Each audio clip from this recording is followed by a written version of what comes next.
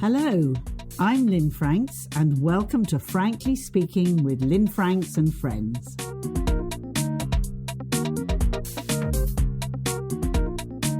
And today's episode is a very candid interview with broadcaster and editor-in-chief of the Frank magazine, Melanie Sykes.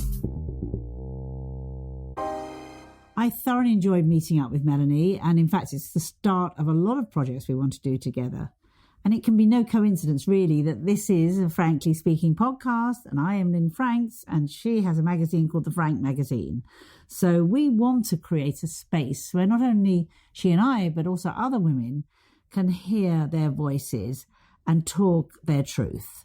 So welcome to the birth of the whole Frankly Frank conversation. Hello and welcome to Frankly Speaking with Lynn Franks and Friends, and I'm so excited that I am in person now that the laws have changed and the rules yet again with my friend Melanie Sykes, broadcaster Melanie Sykes, and we are here today to talk about women regaining their power of the narrative in many areas. And as a broadcaster and as a publisher of your own magazine, Frank, which we're going to talk more about as we go forward, what it feels like to be able to say, I am in control of my own story. So welcome, Melanie. Welcome to the city. Oh, it's so lovely to be here. What an amazing place you've got. It's so lovely. Thanks. And so are you. Thanks for having me. So are you. And then her beautiful kimono that she bought this morning. I love it. And in honour of Melanie, I'm wearing my storyteller somewhere underneath here, Power of 7 t-shirt, because Melanie really is a storyteller. But this thing about telling our own stories and having the power of knowing that we can be in charge of our own stories, as opposed to being edited out of our own story or edited around, is something you've had a lot of experience, I would say extraordinary experience about, really. Yeah, well, I mean, I've been in an industry for 25 years where everything I have said has been twisted and everything I have done has been twisted. So it's been really difficult, and it's actually muted me at times. And as you say, I'm a storyteller, so it's the worst possible thing to do to somebody. Yeah, blocked. And why do you think that it's happened to you? Do you think it happens to other women, other people? What is it that sort of brings that horrible effect in? I think it's definitely being a woman in this industry. It's I would say we have a completely different experience through the media in this industry than men, for sure. I can only think of one other famous man, who gets as much grief as I do about his love life or the way he conducts himself is, oh my God, his name just escaped me, Bake Off. Oh yeah, Hollywood. Paul Hollywood. Yeah. He's the only man that I know of, and I see him being trashed in the papers. And because you just won Celebrity Bake Off. I did. Yeah, and I didn't drop him in for that reason. No. But yeah, I did win. Yeah, I did gorgeous Frida Kahlo cake, which I saw on TV the other day. I know, that was so much fun. Yeah. I love doing that show. And Paul is fantastic fun, and obviously very gifted and knows exactly what he's talking about when it comes to baking. But for some reason, they're absolutely obsessed with his love life. Yeah. And he's the only man that I can think of that has that, that has that kind of attention. Most men, though, don't. Yeah.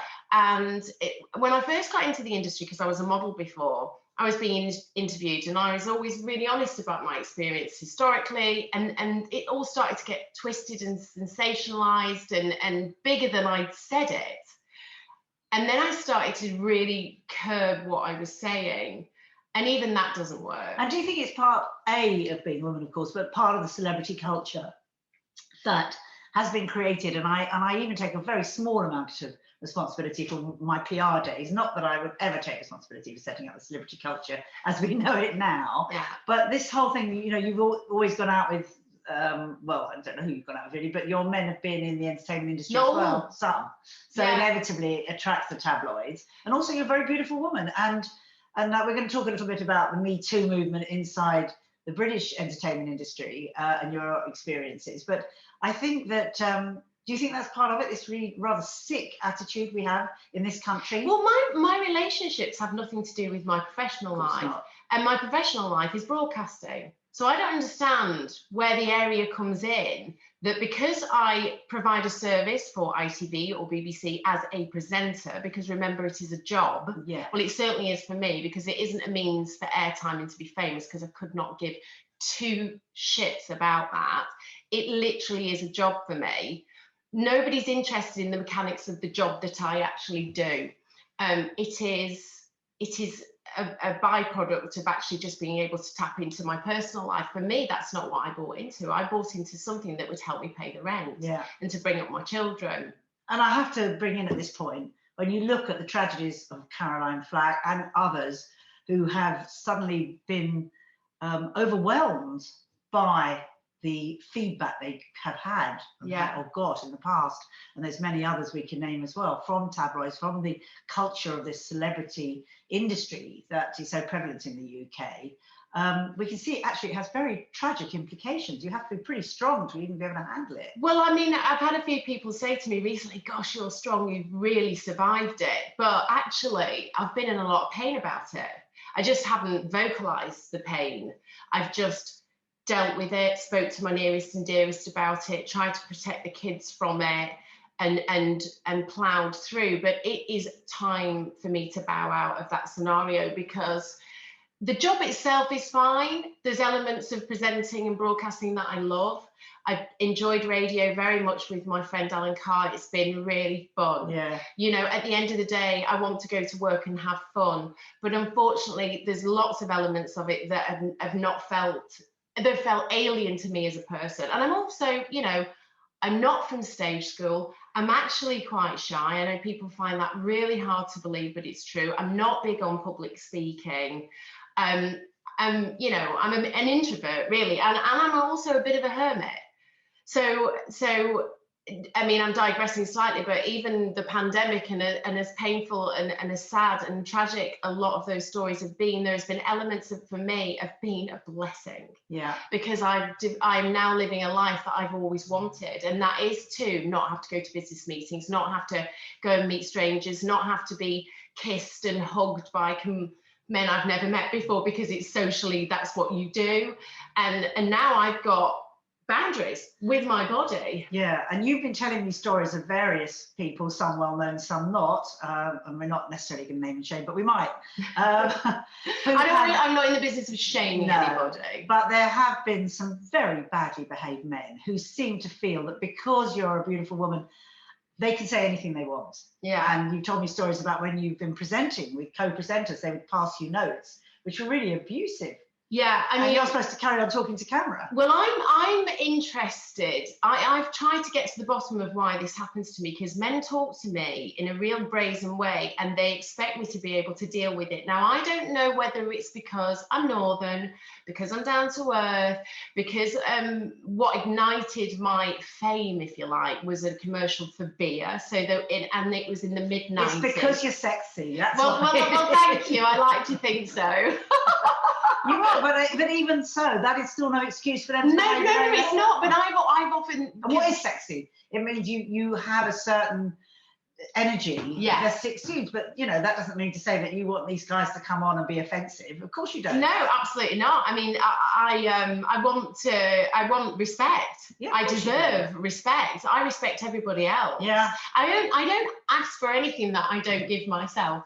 Yeah. You know, and but I just I feel that people see me in a different way, that I can handle it. I'm sort of like a geezer bird, for one. There's one way of putting it. Yeah. And my strength does not mean I'm masculine. Yeah. I don't understand why that is part of how people see strong women. I am actually really feminine and really sensitive and really, you know, in tune with my sexuality and sex, and I'm alive. Yeah, you know? You're absolutely alive. So, and the age you are, which of course you don't look, but then what is age? Only a stupid number, as I say for myself. Yeah. You know, you're coming up to the menopause, you're 50, there's an awful lot of talk right now. So many women in high profile positions, and many millions who are not, are at this point of 50, and it's like, where is life going? Is it time for a change? Is it time for me to follow my soul purpose, really? Yeah. So, I mean, that's kind of where you're at as well. Oh gosh, I turned 50 in August last year, and it's been the most amazing change in me. The most, like I say, the pandemic and turning 50, and those two things have been so massive in a shift in me that I now only want to live authentically. I know potentially I've got less time ahead of me than I've had. So every second does count. I want to be happy in every second going forward. And I'm not crazy. I do understand that you can't have happiness the whole time, but I want to be in control of everything I say, everything I do. And I'm not going to tap dance for corporations anymore. I'm going to make my life's mission to elevate other women, to support other women, give voices for other women, also make a business for myself instead of giving it all to other people who don't appreciate it, and use me for the greater good of themselves. I'm not doing that anymore. I'm done. Yeah. And I think this role of the wise woman, which you are getting to that point, well, you are at that point now, when it's about supporting other women as well as supporting yourself. It has to start with self. Yeah. So it has to start with looking after yourself. And that part of that is making sure that you're in charge of your own narrative. Yeah. And from there, supporting the next generations to come and the next. And as a mother, as well as a woman, of course, you've got two sons, teenage sons rather than any daughters, but I mean that motherly energy is something which goes beyond their own children, but of course it's very much there. You haven't had an easy situation with the father of your children, your husbands, the two husbands you've had. They've not been. They didn't. Well, they didn't work out. I mean, they didn't work out. But I was married 7 years to the father of my children, and I have to say he is a very good father. And in terms of picking wisely for that, I've done that.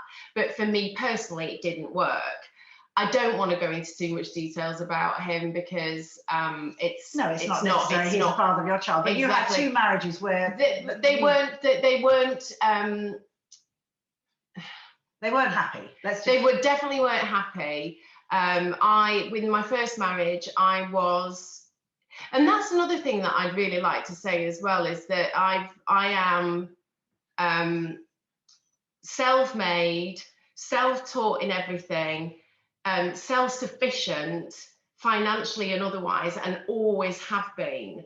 There hasn't been ever a man who's come into my life who has taken any of those mantles that I might need support with. I have done it all on my own, inside marriage and outside Me of marriage. too. And is that a bad thing? I don't think so. At times I would have liked to have had at least 50-50. Because I'm not interested in other people's money. It would have been nice to have a 50-50 thing.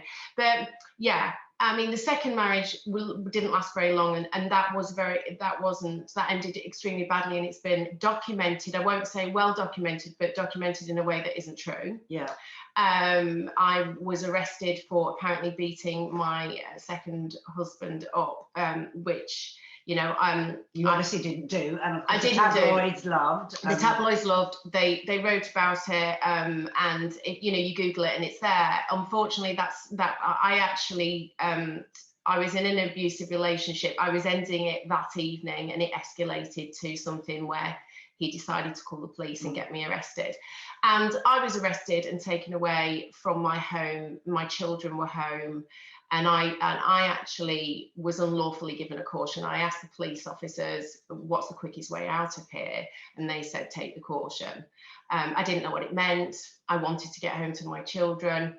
I took the caution, and then the next day realised what that meant. And it was obviously it's a criminal record. It is an admission of guilt. It's an inability to travel to Australia and America. And I had no idea. Well, thank you for sharing that. And I'm really glad you've done that, because there are so many people, so many women specifically out there that have had really very abusive relationships. And then they look at somebody like you and they'll think, well, it's all right for Melanie Sykes. She's on TV and she's on radio and she's having this wonderful, glamorous life. People do not know what goes on behind the scenes. They do not know what goes on for anybody. And yet at the same time, they think they do, because it gets talked about in the tabloid press. I know you talked to me before about having paparazzi sitting outside your house, just waiting for the opportunity to photograph you in any way, they can. Well, lately as well, during some of the lockdowns, they're waiting for me to break the law. Break the rules, yeah. I'd had recently, and just to say, just going back to the police record thing, I did actually started the process of taking the police to court, and they dropped the caution because I was illegally given it. So, yes. So that's I don't have a criminal record, and I did not beat my ex-husband up. I smile because it sounds stupid when I say it because it's so bloody obvious. But I have been painted as some kind of man-hater, man-beater, and I love man-eater. Man-eater also. Oh my God, I mean, which one is it, man? Do I hate them or love them? Make their decision. Or do you get on with your life and be the powerful woman of integrity that you are? Yeah, well, I mean, that's what, no, they're not interested in the truth. No. The media aren't interested in the truth at all. And I'm all about the truth. I live and breathe there. You know, what I say, I mean. You ask anybody. You know, if I'm coming, well, I'm coming here. I'm here. You did. I don't talk shit. And unfortunately, especially in the industry that I'm in, it's a culture of talking shit. I mean, it's upheld. Yeah. And I can't do it. And more and more when I go to work and work on shows, I ask too many questions and people don't have the answers for. And the answers that I'm given don't stick because they don't make sense. Yeah. And I've outgrown it. And you're making them uncomfortable because, of course, they realise they're talking nonsense. Yeah. And for you, it just doesn't have any value anymore. So, which is very exciting, which brings us to where we are now. Yes. Such an exciting time in your life. Really. Yeah. It so is. Your two boys, 16 and 17. 18 and 16. Tino is 16. He's autistic. And he's just in a regular state school that has a provision for autistic children. We don't know what he's going to do and where he's going to be, but he's good and he's great. And he's the light of my life. They both are, but, you know, it's just there's something about Tino that he's so authentic. There is no bullshit with him. And as the mother of an autistic child, you have got very involved and supported the Autistic Society or various associations and networks that are out there to support, because there are so many children. Well, the diagnoses are becoming really common now, which is a really good thing. You know, it is. You know, it's everywhere. You know, there's I don't know what the figures are for one in whatever gets diagnosed. I don't know, but the treatment that I did with Tino was a therapeutic treatment, and it was very expensive. And there's one lady she's called Dr. Stella Acquaroni, and I support her and her clinic because it is an expensive process, and I help her with a charity that helps fund people going into that who don't have the funds. Yeah. And also I've always will talk to anybody who wants to talk about autism. I mean, I'm always on the phone. Which is so important. So another thing that is important. Yes, women do get abused in marriage. Yes, they can get blamed unfairly. Yes, women celebrities do get misrepresented, both by their industry and by the media. And yes, you can still look young and beautiful, but you can have teenage children who are their own selves and also need your time and input. And your older son's at university. He's at university, and he's doing brilliantly, and he loves it, and he's happy, and I have the best conversations with him. He's one of the most interesting people I know. How brilliant! It's just amazing. So your healing with men, if you like, having had some bad experiences, is partly to do with your relationships with your sons. Yeah, well, that's the thing, is that you can't be a man hater when you have beautiful sons. No, you know, it's just not possible. And also, I'm not a man hater, but there's some lovely men in your life. Yeah, I know some great men. Yeah. I really, really do. In fact, one of my closest friends I go to for advice, and this is it. And this is an interesting going back to. So I have a magazine called Frank Magazine, and it's been running for 2 years. And when I set it up, it's an online magazine. It was for women over 40. And when it was my 50th birthday, a friend of mine, French man. I've just got to interrupt for 1 second. Very interesting that you have a magazine called Frank Magazine, and this is a podcast called Frankly Speaking with Lynn Franks. Yeah. So there's lots of frankly. Yeah, because it's about being frank. Exactly. And that was where the name came from, because it had to reflect what I'm like. Yeah. And what I'm like. So here we are being very frank for those of you who are watching and loving it. Well, that's it. Sorry, I interrupted you. No, it's fine. So a French friend of mine, I was saying I'm turning 50, and I've been asked by lots of publications in Britain if I'd do an interview about turning 50. And he said, why don't you do it for your own magazine? Yeah. And I thought, really? I said, that's a bit what did I say? I said, it's a bit egotistical to put myself on the cover of my magazine. He just went, no, it's not. It makes sense. Yeah, of course it does. And so I did, and I did my own interview. I asked myself the questions that I wanted to respond to. Every word, it's not been skewed or twisted, blah, blah, blah, blah. It just is what it is. I organised the photo shoot. We knew how we wanted it to look, and I was on the cover. And I just thought it was brilliant. That it was the first time I owned even. So that was quite recent. Yeah, it was in August last year. So cut to, loads of things were lifted from it and twisted. Oh. And it was again on in the lines of me hating men. I dared to say something about Keith Lemon. I appeared on Through the Keyhole. I don't know if you know that show. Try not to watch it. My agent at the time said, do this show, it's Saturday night prime time, you haven't done anything for a while, it'd be really good for you to be seen on there. And I'd been on holiday, and I was happy and I was relaxed, and I went into the studio, and I didn't think Keith was going to be like he was on the other show that he does, where it's all sex and blowjobs and talking about people's arseholes and all that sort of stuff. And I sat there, and for the 3-hour record, he did all of that stuff to me verbally to entertain the live audience, because it was never going to make the edit of the actual show, because Through the Keyhole was a family Saturday night show. So what he did do is use me to entertain the audience. The few people that are sitting there in the audience. Yeah. Just because that need to be constantly applauded and laughed at. And yeah. So the first thing I had Jonathan Ross to my right and Jordan Banjo to my left, and he's nice, isn't he? Tell me the Banjo's nice. Really, because I love them. Really lovely, really lovely. And the first thing that Keith said to me in character, I bet your arsehole smells of flowers. And I mean, it makes me want to cry right now, because I was just so caught in the headlights and wasn't expecting it. That is horrible. And it just went from bad to worse. That's horrible. It went from bad to worse, and I kept thinking, what am I going to do? What am I doing? I can't get up and storm out, because it'll be all over the newspapers that I've walked out, and it'll of course be my fault. Everybody in the audience has a mobile phone, so they could see. And for 3 hours, I struggled through that. Then I got home that night. I cried all night. I rang my agent in the morning and told them about my experience.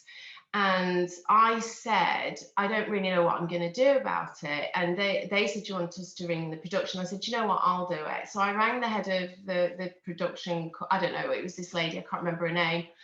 And I just said, when you make the edit, can you make sure that I don't look upset, angry, out of my depth, any number of expressions that I will have shown, because I have no poker face, Lynn. I said, because it's detrimental to me, and they agreed for me to be part of the edit, and that I had to prove the edit. And I said, and it was a terrible experience. And she went, you're the first person that has ever complained about him. And I said, I don't care. And this was before Me Too, by the way. So it wasn't like I felt stronger because of Me Too. It was probably about 3 weeks before the Me Too movement started. I said, you and I know that there's loads of women who don't say anything. It doesn't mean it's not happening. They're just too intimidated and too scared and too worried about their careers, particularly at that point. Exactly. And I said, so we can, all of these things can hit the cutting room floor, but my experience still lives and breathes. It still lives and breathes as I'm telling you about it now. It's absolutely horrible. And I suggested that in my magazine, without telling that story, that I don't understand why somebody like Keith Lemon gets the airtime that gives voice to men in the street, men in the office, men in your home, to talk to women like shit. And think it's okay because they watch Keith Lemon and think on TV. It's funny. Yeah. So not funny. And I got absolutely annihilated by trolls, women too. Jesus. You're a bitter, old, twisted, past it bitch. And I just thought, oh my God, why am I being abused? Unbelievable. And have you found that there has been a change since the Me Too movement has come out? Admittedly, that's the movie industry more than the TV industry, but have things become safer for women to say, no, this is abusive, I'm not taking it? I think it's still difficult for women to say it, because when you say it, you lose your job. If you're working with men and it's not going very well and you're not particularly happy about it, you can't complain to somebody in the channel, because it will get out in the media and the programme will be pulled, and therefore you cannot feed your children. It's a very simple equation. It's absolutely dreadful. And so right now you're saying you're having a halt on that broadcast side of your life because it's not feeding you from a values perspective, and you would rather say, that's it for now. I am going to run my own business. I'm going to have my own voice with the Frank magazine, which I'm so excited about. Yeah, that's what's happened. Tell me more about the magazine. How, because it's online. Yeah. As you said, it's been out for 2 years. It's about to change. So what sort of things do you write? Are you, because you do most of the writing and the photo shoots? Yeah, I mean, I don't write the articles. I curate other writers to do the articles, but I do edit on all of them. I do. I mean, it's me and Melanie Burnett who is the tech, and she does the design. Content creation is all me. The interviews are all me. I mean, it's a full-on thing, but it's been 2 years. It's a bi-monthly. I set it up for women over 40. All the models that we featured were over 40. There was definitely a gap in the market at that time. Yeah. But it still is. Really. There still is for sure, but it was definitely the start of it, and things have changed. I mean, I've spoken to some of the models recently who were in the magazine, and their careers have definitely gotten better recently as well, which is just great to hear. Yeah. But that I started it when I was still very much doing television and radio, and it's still a quality product. I was still able to give as much as I possibly could to it. But I've just done I've just done 3 shows for the BBC, and I'm done now. And now I want to just put all my energy into the magazine. So we're relaunching in July. It is now going to be for women of all ages, because I realised after the Sarah Everard moment, and it was a big moment. Do you agree that there was a shift? It was a big shift. I think for women to acknowledge that they want to feel safe walking home at 9 o'clock at night. I mean, suddenly an awareness came into this country anyway, into women and men's lives and the media, that we have to have a change now. But even then, I mean, that whole situation where women wanted to take to go to protest and be on, we want a movement called, I've written about it and I've talked about it, Regain the Streets movement. Oh yes. And they weren't allowed, and the police stopped them going and protesting together. It wasn't even a protest, actually. It was just holding candles. It was holding candles in her memory. You know, we still had that. But yes, sorry, carry on. No. But it was. It has been. There is a moment of change. But what I saw, it definitely ignited in my life is the conversation between women, that all of the women I know started to tell me stories about what had happened to them when they were younger. Right. Moments that happened to them that they'd never spoken of, that were not right, and. It was women of all ages. It's happened to women of all ages, and through your life, there's been moments that have just not been right. Whether it's been flashed out or 1 in 3 women, according to UN figures around the world, and in some countries there's a lot more than that, have been sexually abused. 1 in 3, which is extraordinary, and that's just not normal offensive talk, or as you say, flashing or whatever it may be. Yeah. I mean, people have had something, and I suddenly thought, I actually just want to support women as a whole, as opposed to just like an age group. Yeah. Because every woman's voice for me is a valuable one. Yeah. And therefore I want that to be reflected. And what are we teaching young girls and young boys? You know, what are we saying if we just allow it to be under the surface and not talk about it and not say enough is enough? Yeah. What does that mean to the 14-year-old girls and the 14-year-old boys that they're coming up and they see porn as the norm and they're online all the time, and then the boys expect the girls to behave a certain way, which is a huge issue right now, and has been for the last few years. Well, we have to say, no, it is not okay for the boys to expect you to behave a certain way, and otherwise you're going to be left out from your peer group. We have to know. Oh yeah, there's a lot of pressure on teenage girls. A friend of mine has a teenage girl, and the culture that they're living in, it's it's experimenting, but kind of like a pressured experimenting. And even with drugs and all sorts of things, and that Sarah Everard moment also exposed a lot of the culture at schools and how boys talk to girls. I mean, it happened in Hampstead.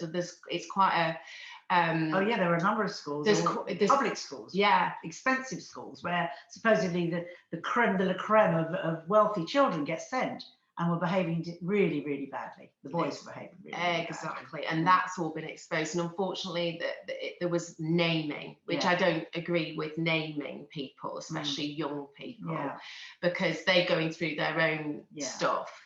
They're not fully formed yet, so they're not fully informed. But they will never learn if their parents and people in the media don't behave a certain way and don't speak a certain way and say, no, it's not all right. I mean, we're seeing it with the Black Lives Matter movement, thank goodness, and we're seeing it with the Me Too movement, and we're seeing Regain the Streets movement. It has to be the majority of people standing up and saying, no, this is not okay. This cannot carry on like this. Yeah. Everybody's equal. Everybody should be treated with respect, no matter their culture, nationality, colour, gender, whatever it may be. Yeah. And it is time now. It is time. Absolutely. I mean, there's the privileged, and maybe their existence is different, and maybe it's warped, and I don't know what goes on with these people, but I feel like my background is I'm mixed race, I'm from a working class background. I don't know, just those two things make me so unjudgmental about everybody and everything. So I've never seen colour. No. I don't even care for class. I don't believe in hierarchies. No. Even in, sorry, I'm digressing. No, but it's absolutely right. I think it's right. And I think it's the future. The future, we're coming out of this pandemic. We're creating, or we can, if we want, create a new future for the children, for the generations to come. I've said that many, many times, and I believe it's 7 generations to come. And it's got to be a future where there is enough abundance, whether that be, and it's safe, whether that be food, a roof over their head, the right kind of education, the right kind of culture for everybody. So that kids are not being pressured to go into some kind of drug county line situation, which I was just told this week is very prevalent in places in Somerset. And I was like, whoa, no. Shouldn't be prevalent any place, not just Somerset, not London, nowhere. Nowhere should a child be pressured into feeling that they have to become a drug dealer to other children. Nowhere should a girl or a boy be pressured into behaving in a certain way sexually. And it is up to our generation, and I'm obviously a lot older than you, but our generation, and I do believe it's going to be women taking leadership in communities and saying, no, this is not all right, and we have to change. But isn't it interesting that it's going to take women to do it? Why does it take women to do it? But if you looked at the last year, all the female leaders have been the most effective. Yeah. Well, the Dalai Lama said quite a few years ago, well, sometime in the last decade, the Dalai Lama made a statement saying it was going to be women of the West who are going to create this new world, who are going to save the future, save the children. And he's not the only wise man or wise woman of a certain age who looks at the future and says it's got to be women's leadership. Many spiritual organizations have been saying for a long time it will be women that will be coming forward. We are now in the time of the sacred feminine, where women can take leadership roles alongside men and really take us forward to where we've got to be, as opposed to going into the toxic, dark, old system which we have right now, where it's all about money and it's all about greed and it's all about power of a different kind. And women are saying it has got to be different. And the grandmothers, I mean, I'm a grandmother of 7. You are not at that age yet, but I mean, you look at little ones growing up and saying, it's got to be a different world for them. There's got to be a different future. Yeah. So, but even the younger people now, I mean, I've been talking to a friend of mine, actually he's my ex-agent, and we were talking about green issues the other day. Ah, yes. And he said his his teenage kids were going, Dad, we really need to do more. We need to look at what we're buying. He's not on it, but the kids are on it. Well, let's talk about sustainability. Yes. Because this is an area of conscious behaviour that you grew up in, because your dad was an activist, a green activist. He was. He stood for the Green Party in the local elections in the 70s. I guess I was probably 7 or 8, and I think he did it a couple of times. I mean, and also Liberal. I mean, he's a lefty, and that's great. And I used to go canvassing with him, and we'd have these recycled leaflets, and if they got a little bit wet, they'd sort of dissolve. It was like when recycling wasn't really there yet. And obviously, I didn't talk to people about what the movement was. But even at the local carnival, everybody had like candy floss stalls. My dad would literally have like a wallpaper table with all these green leaflets. So my dad's been going on about it for years and years and years, and quite rightly so. And I'd sort of been aware of it, not really on it. And then I just recently did a show for the BBC, which is called Shop Well for the Planet.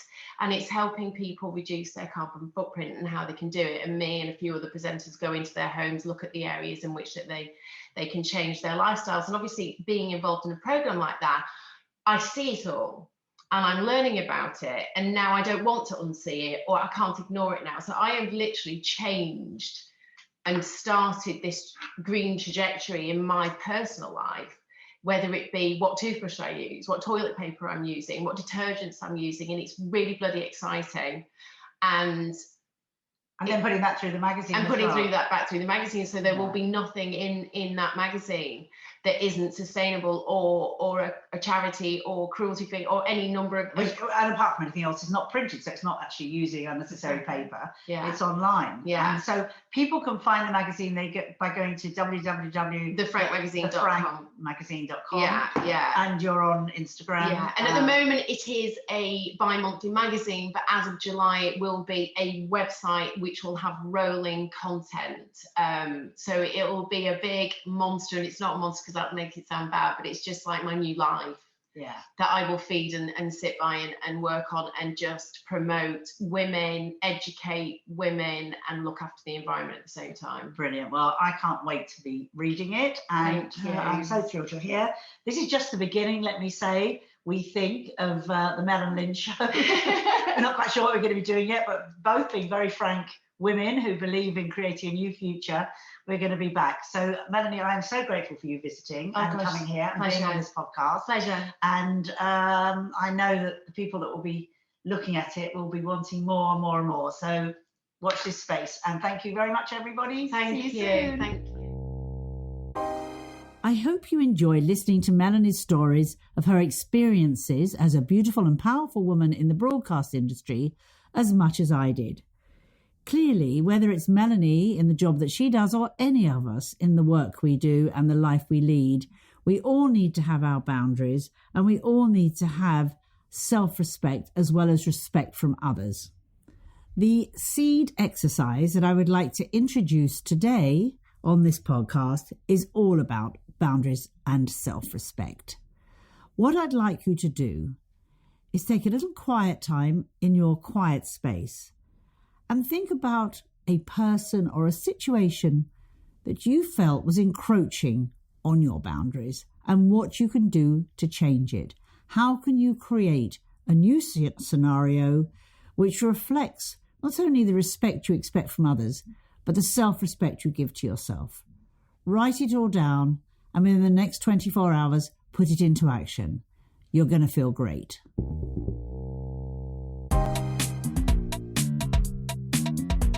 Thank you so much for joining me, and I hope I'll see you back here on Frankly Speaking with Lynn Franks and Friends very soon. Bye.